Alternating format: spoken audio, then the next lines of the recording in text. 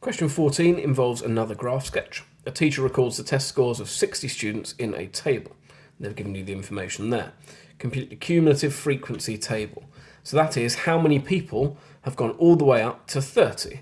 Well, there is 9 between 0 and 30 and no one below them, so just 9.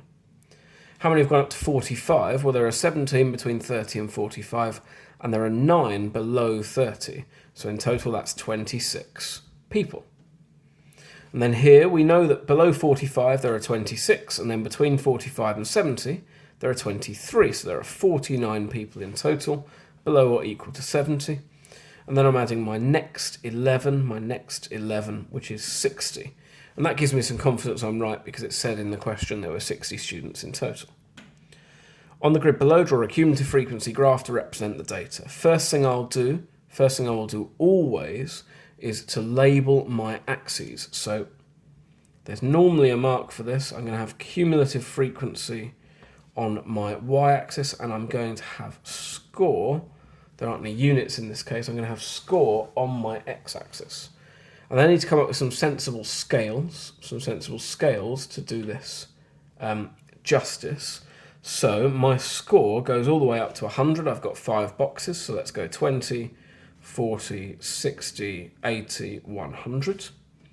And then my cumulative frequency goes up to 60, and I've got, that's nice of them, 6 boxes. So 10, 20, 30, 40, 50, 60.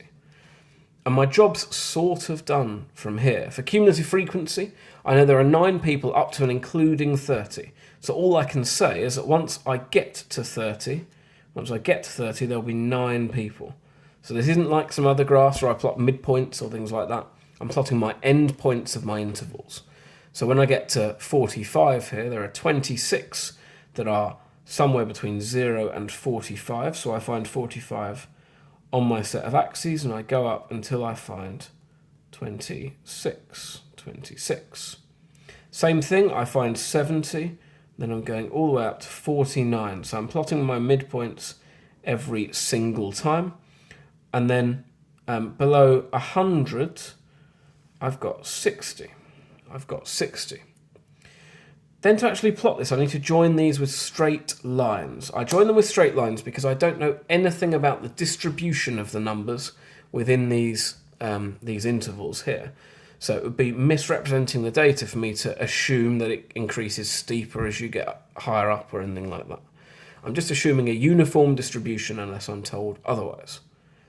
Now I do also have another data point I want this to go through for my cumulative frequency graph, and that is that 0 score has 0 people.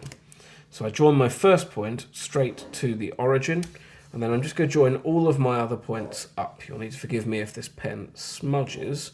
It's not really made for drawing graphs, but I think we're going to be all right. Perfect. And there you have your cumulative frequency graph. Labelled axes, sensible scales, points plotted correctly, joining everything, including to the origin, with straight lines. The head teacher of the school looks at the table and says over half the students scored more than 50 marks on the test. Now if we look here, 50 marks, I find 50 marks, and it does look like our cumulative frequency probably is slightly over a half. But we've assumed that that straight line is accurate. I could have drawn any sort of curved line. I didn't because it would misrepresent the data, but it is possible it could be any possible distribution. So the reason this claim may not be true is we've assumed a linear distribution, but in truth, it could be the case that everyone in the interval 45 less than s less than or equal to 70 scored below 50. So this could be possible. I'll just check the mark scheme to see what else they would allow, but that's a sensible thing to have written. There you go, and your generic answer for any of these things is unevenly distributed data points within an interval, and you could have written that as well. So scores between 45 and 70 may not be evenly distributed. Most people may have scored just above 45 but below 50, and that's what I will have written here. And that's that question sorted.